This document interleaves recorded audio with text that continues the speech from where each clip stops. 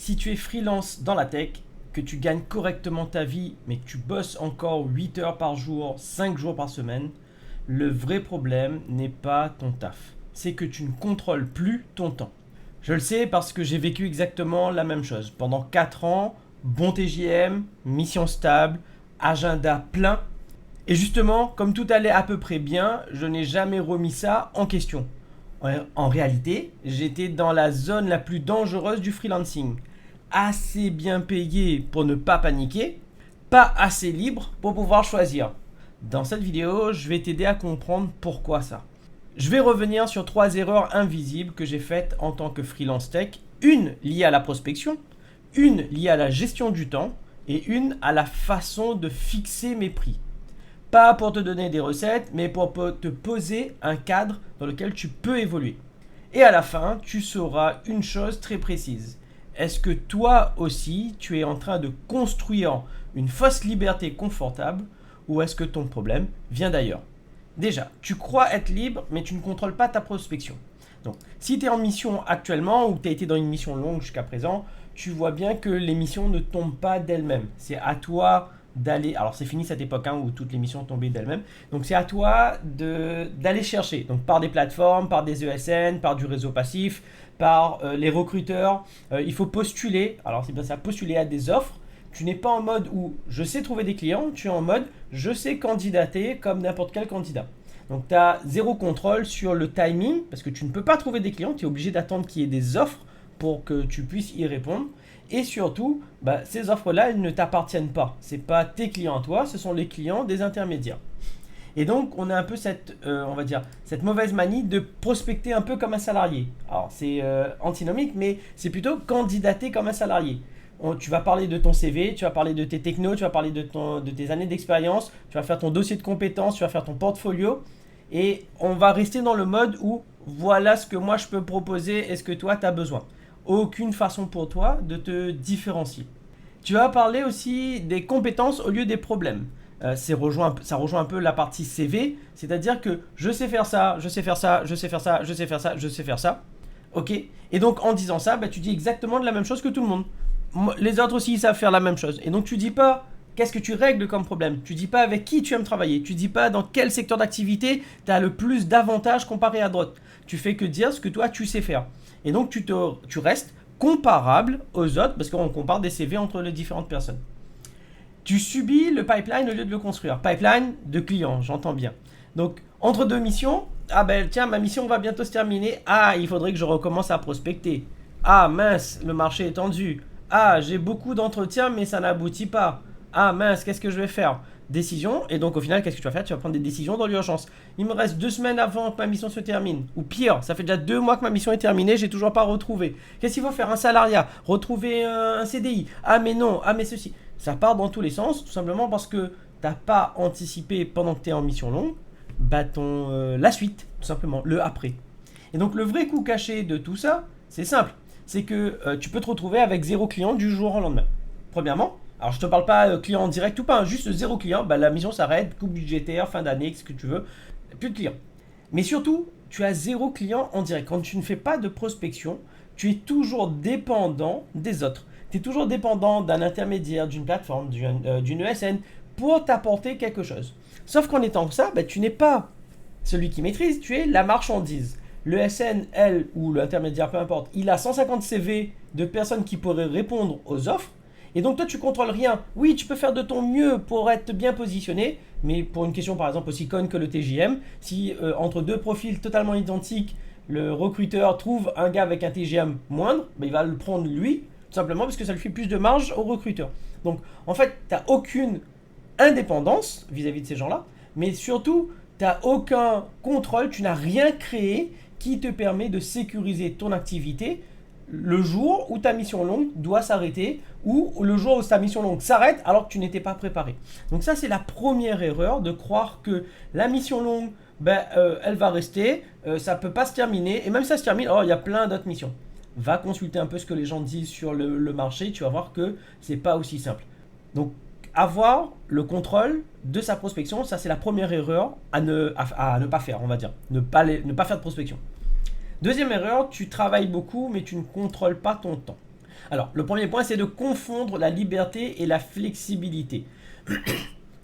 Quand tu travailles en mission longue, bah, tu vends des heures, tu vends ta disponibilité. Donc, tu ne contrôles pas ton temps. Oui, le client, il s'attend à ce que tu bosses 8 heures. Oui, il peut t'appeler à n'importe quel moment, même si tu es en full remote, même si tes horaires ne sont pas imposés, tu as quand même ton agenda qui est dicté par le client. Ça, tu peux rien y faire parce que tu lui as vendu ton agenda. Je te vends 5 jours par semaine. Donc, tu ne contrôles pas ta liberté. Demain, si pour une raison ou une autre, tu veux prendre une journée, peu importe, tu as un enfant malade ou quoi que ce soit, et que tu ne peux pas bosser, cette journée-là, une fois qu'elle a été vendue, bah, tu dois la délivrer. Si tu ne peux pas la délivrer, bah, elle passe et tu n'es pas payé. Et donc chaque journée qui passe sont des journées que tu ne peux plus être payé et que tu pourras plus jamais rattraper. Le temps il est passé. Ça c'est le premier point. Et ensuite, quand tu travailles comme ça en mission longue, bah, tu dis oui à des missions qui sont confortables. En fait, oui, c'est stable. Oui, je vais avoir un bon TJM. Oui, je n'ai pas besoin de me remettre en question, c'est stable. Et jusqu'au moment où c'est plus stable. J'ai beaucoup de freelances qui me disent écoute, la mission s'est arrêtée alors que je devais travailler encore 1 an. Ok, qu'est-ce qui s'est passé? Coupe budgétaire, rachat par je sais pas trop quoi. Il y a des événements en fait, même si tout a l'air stable, il y a plein d'événements qui font que c'est pas aussi stable que ça. Donc quand toi tu rentres dans la mission longue, tu as un bon TJM, ça tombe tous les mois, ok, ça devient plan-plan. Et alors je dis pas que plan-plan c'est nul, c'est pas ça. Hein. Je dis juste que plan-plan, si tu restes pas éveillé, ça t'enferme progressivement dans un mode où tout roule, tout bien, tout baigne, c'est cool, ça va pas s'arrêter. Et en fait, ça c'est un piège aussi du fait d'être stable. C'est que cette stabilité-là fait croire que ça va jamais s'arrêter.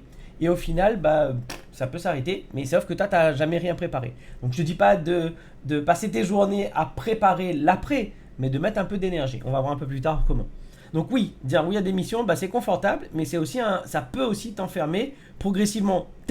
Techniquement, hein, parce que tu peux avoir dans une mission, en fait tu fais des choses rébarbatives, des choses que tu as l'habitude de faire, ça te challenge pas, les gens ils t'écoutent pas en interne parce que tu veux faire plus, mais ils te disent non, mais il faut faire ça, il faut faire valider, machin chose. Donc tu vois, tu t'enfermes autant sur l'aspect technique que sur l'aspect de ta carrière en tant que freelance. Remplir ton temps au lieu de choisir. En fait, quand tu fais une mission longue, tu fais 8 heures par jour par défaut. Ou 7 heures, ok. Mais en fait, tu es obligé de la remplir. Et tu n'as aucun espace pour pouvoir faire de la R&D. Aucun espace pour pouvoir faire des projets pro. Ouais, tu peux le faire en dehors de tes heures de boulot. Mais ça va rajouter de la charge alors que tu vas plutôt lui passer avec ta famille. Donc si même toi aussi tu deviens plus efficace dans ton boulot au jour le jour, ça ne change rien parce qu'il faut que tu fasses quand même tes 8 heures par jour. Et quand tu fais ça, le problème c'est que comme tu travailles qu'à délivrer tes 8 heures ou tes 7 heures par jour, tu ne travailles jamais sur ton activité à toi. Tu travailles dedans, mais tu ne travailles pas dessus. Donc tu passes tout ton temps à exécuter et tu ne prends pas le temps de mettre en place des stratégies long terme. Soit ça peut être la création de contenu, ça peut être le fait de se rendre visible, ça peut être travailler sur des projets perso que tu vas pouvoir monétiser, plein d'autres choses. Et quand tu as fini ta journée de boulot, tu n'as pas forcément le temps, l'énergie ou la clairvoyance de bosser sur ces trucs long terme. Donc le vrai coup caché quand tu vends du temps, alors en mission longue, hein, c'est la mission longue, tu vends ton temps. Quand tu vends ton temps, il y a plusieurs impacts. Déjà, ce temps-là, il n'est pas récupérable. Qu'il soit facturé ou pas, quand il est passé, il est passé. Premièrement. Et deuxièmement, tu accumules une fatigue mentale. Travailler tout le temps dans l'exécution ne te permet pas de sortir de cette exécution, justement, ne te permet pas de sortir pour travailler au-dessus de ton business. Et ça, c'est quelque chose moi, j'ai eu beaucoup de mal à le comprendre au départ. Ouais, mais moi, mon job, c'est de délivrer, en fait. J'ai rien d'autre à faire. Oui, ça, c'était un exécutant. Quand tu délivres, tu fais que délivrer, on te traitera toujours comme un exécutant. Ceux qui aiment ça, tant mieux, pas de problème. Par contre, ceux qui veulent reprendre le contrôle de leur business, tu dois prendre un peu plus de hauteur. Il y avait un bouquin qui s'appelle The E-Myth. E-M-Y-T-H. Donc, c'est... En fait, quand tu veux développer ton activité, tu dois avoir 3 casquettes. Celui de l'exécutant, celui du manager, celui du CEO. Si tu oublies les 2 autres, tu vas avoir de la galère. Bon, je ne rentrerai pas dans les détails. Exécutant, celui qui exécute. Manager, celui qui réfléchit à rendre le travail de l'exécutant plus facile. Et le CEO, c'est qui voit la vision long terme. Mais toi, comme tu vends ton temps, aucun intérêt de te rendre plus productif. Parce que tu le fasses en 8 heures ou que tu le fasses en 4 heures, tu es payé pareil. Donc le manager il s'endort, CEO, il n'y a rien à CEOiser parce que en fait dans tous les cas, tu as juste à délivrer ton temps. Donc au final les deux là ils s'endorment et au final tu contrôles plus du tout ton super bon livre. Hein. Au final tu contrôles plus du tout ton activité et donc tu n'es pas un freelance qui construit, tu es juste un freelance qui exécute. Troisième erreur, tu es bien payé mais tu ne maîtrises pas tes prix. Et oui, quand tu vends au TJM, tu fixes tes prix en réaction. C'est dicté par le marché. Et donc, on ne fait que de la comparaison. Tu as tant d'années d'expérience, c'est dans telle technologie, tu auras beau avoir le meilleur savoir-être, ce que tu veux. À un moment donné, le recruteur, le SN, le client va te dire écoute, t'es bien gentil, on veut bien bosser avec toi. Par contre, dans le marché, le TGM il est à temps, donc faut s'aligner. Parfois, le TGM il est plus bas, plus haut de ce que tu espérais, mais dans tous les cas, il est dicté par le marché. Si, comme je disais plus tôt, si à CV identique, à comportement identique, à feeling identique, t'as un gars qui coûte 500 et t'as un gars qui coûte 450, l'intermédiaire ne se posera pas de questions. Pourquoi? Parce que 50 euros de marge supplémentaire pour lui par jour pour les 200 jours que tu vas vivre, enfin que tu vas signer dans l'année et pour les années qui viennent, il prend pas le risque, il veut ces 50 euros par jour supplémentaires. Donc dicté par le marché, donc tu peux pas fixer tes prix. Tu vas dire ok je fixe tant de TGM et tout d'un coup tu vas dire ah ben non le marché m'a rattrapé, donc tu es en réaction de ce qui est de ce qui doit être vécu sur le marché. Et deuxième point, c'est que on te compare. Comme je te disais, hein, c'est quoi ton TGM, c'est quoi le TGM de l'autre. Ok, c'est pas la même chose. On va pouvoir décider facilement. Donc, tu n'as aucun moyen de sortir de cette comparaison. Quand tu vends ton temps, tu vends pas de l'impact ni de des résultats chiffrés. Tu vends à la journée. Donc, ta journée vaut tant. Que tu fasses gagner des millions à ton entreprise ou à ton client grâce à une journée de travail, dans tous les cas, il te paye à la journée. Donc, tu es toujours plafonné à la valeur de ta journée. Dans une vidéo précédente, j'en parlais. Si en une journée, tu es capable de faire gagner des millions à ton client, pourquoi il ne te payerait pas lui aussi des millions pour le million que tu l'as fait gagner? Oui, là tu lui as vendu la journée, ok, je te paye ta journée. Mais maintenant, tu peux pas aller encore plus loin. Tu es très doué. Donc quelque chose que tu as... Alors ça je l'ai déjà vu et c'était un peu dommage pour lui. Donc un jeune freelance, une mission, le gars lui, il dit au gars je vais faire 3 mois de mission pour toi. Ok, le gars lui dit ok c'est bon on fait 3 mois de mission, je vais te livrer et je vais te payer les 3 mois. Et donc il vend de la journée. Au bout d'un mois et demi il avait fini le projet. Et donc lui s'attendait, naturellement ok tu vas me payer les 3 mois, je t'ai livré juste plus rapidement. Le gars lui a dit non, contractuellement tu m'as dit tu bosses un certain nombre de jours, je te paye le nombre de jours. Tu as bossé 1 mois et demi, tu nous as livré le truc, très bien, tiens voilà je te paye le 1 mois et demi. Donc il a été très doué, il est parti plus vite que ce qu'il était demandé et il a été payé moins. C'est l'aberration du TJM et donc de la valeur et donc de la manière de fixer un prix. Accepter des compromis invisibles. C'est-à-dire,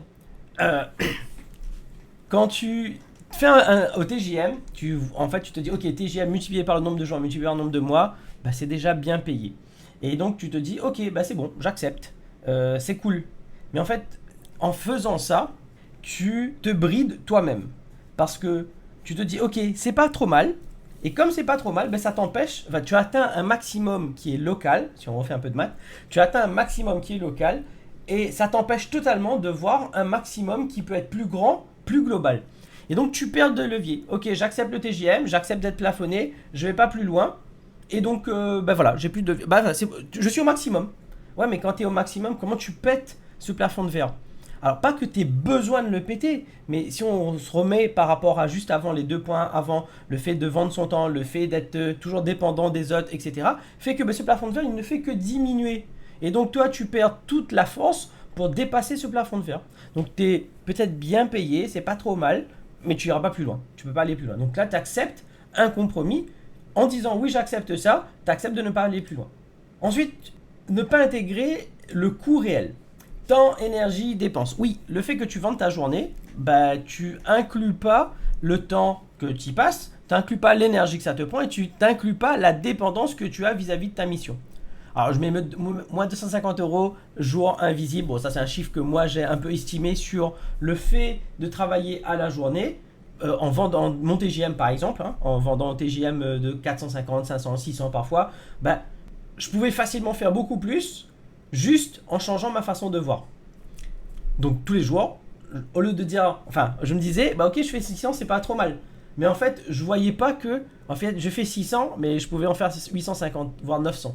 Et là, tout d'un coup, bah, tu te prends dans la figure le fait de dire, ok, qu'est-ce qui, en fait, comme tu es entre les deux, c'est pas inconfortable, mais c'est pas non plus oufissime. Bah, André, t'as plus à perdre qu'à y gagner, d'essayer de voir plus, à essayer de gagner plus. En fait, c'est pas exactement ça, on le voit juste après aussi. T'as pas beaucoup de risques à essayer de gagner un peu plus sans lâcher ta mission longue. Mais ça, pareil, on peut en discuter. Donc le vrai coup caché derrière, c'est que chaque jour, en fait, tu perds de l'argent. En fait, c'est pas que tu perds, tu laisses sur la table de l'argent. Et pire encore, tu laisses sur la table du temps que tu aurais pu mettre à profit pour bien plus autre chose. Passer du temps en famille, construire tes projets. Et c'est impossible pour toi de reprendre le contrôle. Donc, qu'est-ce que j'aurais dû moi comprendre? Donc ça, j'ai dit tu depuis le départ, hein, mais ça parle bien de moi, de ce que moi j'ai vécu et de ce que j'ai fait comme erreur pendant ces années. Donc ce que j'aurais dû comprendre plus tôt, c'est que le confort est l'ennemi du changement. Donc exactement ça. T'es pas assez mal pour agir. Ça te fait pas assez mal, c'est pas assez douloureux pour te dire que je devrais peut-être changer. Donc tu vois, c'est bien, ça pourrait être mieux. Mais ça me fait... J'ai peur de tout perdre. Donc trop bien pour remettre en cause. Les meilleurs freelances sont les plus à risque. Ça veut dire quoi? Ça veut dire que ils savent prendre des risques un peu plus considérés. Alors j'ai pas dit de tout balancer et de tout... Non, c'est pas ça. Tu prends un peu plus de risques contrôlés et contrôlables. Pourquoi? Parce qu'ils sont beaucoup plus compétents d'un point de vue technique, mais aussi d'un point de vue marketing, peut-être commerce, prospection, etc. D'un point de vue vente. Et aussi, ils arrivent à mieux s'adapter, à mieux s'intégrer à l'environnement. Donc, ils arrivent à avoir de meilleurs résultats tout en contrôlant le risque, mais en ne se mettant pas dans la panade. La liberté, si tu cherches de la liberté, ne vient pas du revenu. Elle vient, parce que tu peux avoir un superbe revenu, mais si tu tu dois travailler 40 heures ou 60 heures par semaine, tu n'as pas de liberté. La liberté ne vient pas de ton revenu, la liberté vient du contrôle des missions et des clients que tu as. Si tu contrôles ton temps, tu contrôles tes clients, tu contrôles les conditions de travail, tu contrôles les projets, là tu peux réellement créer de la liberté. Donc pour tous les freelances qui ne voulaient pas créer de leur liberté ou qui ne voulaient pas de la liberté en devenant freelance, la vidéo elle n'est pas pour toi. Mais normalement ça tu aurais dû comprendre déjà depuis longtemps. Donc ceux qui sont toujours là, c'est qu'ils se disent je suis devenu freelance pas pour être un salarié déguisé. Je suis venu freelance pour retrouver de la liberté. Si tu n'as pas de contrôle sur plusieurs critères, tu ne peux pas avoir de cette liberté. Les erreurs sont invisibles tant que tout va bien. Et oui, en fait, quand tout va bien, c'est un peu comme dans le code. Tu as peut-être du code qui est buggé à droite, à gauche, mais tant que tu passes jamais dans ces conditions-là, le bug il est là, mais sauf qu'il apparaît jamais. Et tout d'un coup, pouf, ça pète. Oui, toutes les conditions se sont réunies et on est passé dans le seul cas qu'on n'avait pas traité et tout le programme il plante. Et oui, en fait, c'est ça. Le fait que tout soit stable, que tu prennes pas le temps de te poser des questions sur ce que tu veux, etc., tu n'as aucun signal d'alerte clair sur qu'est-ce qui pourrait défaillir. Souvent, et ouais, on appelle ça l'érosion lente, mais souvent ça arrive quand tu te prends un coup de massue sur la tête et que tu vois un mail arriver en disant fin de mission, ou on a besoin de te parler, coupe budgétaire. Et là tu te dis, bordel, mince, qu'est-ce qui se passe? Qu'est-ce que je dois faire? Et là, c'est trop tard parce que tu as déjà accumulé pas mal d'érosion latente et ça devient un peu plus compliqué. Alors, c'est érosion lente et latente aussi. Et donc, ça devient un peu plus compliqué de remonter tout ça très rapidement. Et continuer à rester stable, à ne pas se poser de questions, à ne pas poser... ça a un coût en fait. Chaque jour que tu passes, tu ne construis rien. Chaque jour qui passe, tu laisses de l'argent sur la table. Chaque jour qui passe, tu laisses du temps sur la table. Chaque année, t'enfermes un peu plus dans ton confort. Alors, si c'est ce que tu veux, tant mieux. Si c'est ce que tu veux pas et que tu veux faire différemment, on peut attaquer. Comment faire? Ce que tu peux faire différemment maintenant. Donc déjà, demander de l'aide. Je commence par ça et après je t'explique le reste. Donc, si tout ce que je te dis jusqu'à présent te parle, il faut savoir que moi j'accompagne des freelances à faire différemment. C'est exactement le plan d'action que je te donne juste ensuite. Mais si tu veux avoir de l'aide, alors déjà ça sert à quoi d'avoir de l'aide? C'est que ça t'évite d'essayer par toi-même, ça t'évite de perdre du temps, de faire des erreurs, de te décourager, de te dire au final c'était que j'y arrive pas, ça sert à rien, je retombe dans ton confort. Quand tu passes par du mentoring, alors je parle bien de mentoring, hein, c'est pas du coaching ou je sais pas quoi. Mentoring, c'est-à-dire que tu passes par le chemin que quelqu'un a déjà tracé parce qu'il a déjà eu des résultats. C'est ce que moi je fais du mentoring. Donc si toi tu veux avoir les mêmes résultats que moi ou tu veux savoir quels sont ces résultats, c'est le premier lien dans la description. Je t'explique tout ça, tu cliques dessus, tu vois et tu regardes si ça te parle. Donc comme je disais, demander de l'aide, c'est pas parce que tu es trop nul ou parce que tu sais pas faire. Non, ça te permet d'éviter des erreurs, ça te permet de passer par un chemin que les autres ont déjà eu, ça te fait gagner du temps et surtout c'est un gain en termes d'efficacité pour toi, pour pas te décourager. Et c'est surtout ça le problème. Pour pas te décourager, tu sais que tu as quelqu'un qui te fait ton feedback. Donc, premier lien dans la description. Je m'attarde pas plus. Donc, comment on reprend le contrôle de ton acquisition? Déjà, reprendre le contrôle de son acquisition, ça veut dire arrêter des clients par intermédiaire. Tant que tu as un intermédiaire, ça veut dire que c'est pas de l'acquisition, c'est que tu es dépendant. Donc, il faut passer par des clients en direct.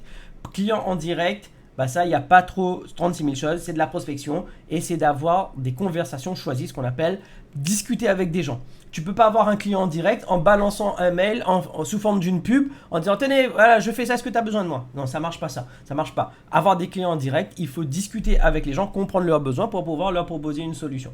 Donc reprendre le contrôle de ton acquisition, ça veut dire avoir des clients en direct. Avoir des clients en direct, ça veut dire aller parler avec des gens que tu peux aider. Premier mois. Deuxième point, travailler moins mais mieux. Oui, temps bloqué pour réfléchir, décision consciente. Qu'est-ce que ça veut dire? C'est-à-dire que tant que tu vends ton temps, tu passes 100% de ton temps à l'exécution. Donc le top, ce serait de pouvoir travailler 80-20 par exemple. Donc si tu peux négocier, alors pareil, ça c'est à voir en fonction des différents cas. Mais moi j'ai des freelances qui ont négocié 4/5e, donc ils travaillent 4 jours par semaine. Et la 5e jour sert à décrire ou à mettre en place un système de prospection, un système d'acquisition, à réfléchir sur la stratégie, etc., etc. Ça leur permet de sortir la tête et de se dire ok, on peut faire pas mal de choses. Donc essaye d'allouer du temps pour réfléchir. Alors même si tu es au 5/5e aujourd'hui et que tu travailles 7 heures par jour, tu peux trouver 15 minutes par jour pour te dire ok, je sors temporairement de l'exécution, qu'est-ce que je peux faire, est-ce que je peux me renseigner et je vais prendre des décisions conscientes et pas juste me mettre en roue libre et je vais suivre ma mission longue et je verrai ça dans un an quand peut-être ça va s'arrêter. Vendre des solutions et pas des heures. Donc ça c'est la suite logique, c'est que quand tu veux retrouver la liberté et le contrôle, tu ne vends pas des heures. Je ne suis pas là en train de dire je vends 5 jours par semaine, etc. Non, je vends des solutions à des problèmes clairs. Point barre. Ça a un impact mesurable. Je sais que tu as ce problème, je sais qu'une fois que je suis passé, tu vas avoir tel résultat. Voilà ce que ça va te rapporter, voilà ce que ça va te coûter. Le client, il est conscient. Pareil, ça, je ne m'étends pas plus parce que j'ai plein de vidéos et plein de contenus. Si tu as des questions, n'hésite pas, tu mets en commentaire et je t'explique ça un peu plus en détail. Repenser ton modèle avant qu'il ne t'use. Est-ce qu'il ne faudrait pas mieux réfléchir à la structure de ce que tu proposes par rapport à l'effort que tu mets? Est-ce qu'il ne vaudrait pas mieux plutôt mettre en place un système plutôt que de t'attendre ou de se reposer sur la chance de trouver une mission lorsque tout s'arrête? Donc ça, ce sont des questions de stratégie profondes que toi-même peux avoir la réponse. Je n'ai pas la réponse pour toi, c'est pas la réponse de comment on fait, mais est-ce que c'est intéressant ou pas? Est-ce que ça vaut la peine d'aller plus loin? Est-ce que ça vaut la peine d'y mettre de l'effort mental? Ça, c'est toi qui peux y répondre. Et donc tout ça, ça sert à quoi? Juste à une seule chose, redevenir un vrai indépendant. C'est-à-dire que c'est toi qui contrôle, comme on disait un peu plus tard, c'est toi qui choisis avec qui tu veux bosser, sur quel type de projet, pour quel prix, pour quel revenu, et plus en mode je subis ce que le marché, je subis le TJM, je subis les coding games, je subis les entretiens, je subis tout ça. Si tu en as marre de subir, il faut que tu reprennes le contrôle et c'est à toi de faire ce chemin-là et de choisir. Je te dis à bientôt dans la prochaine vidéo.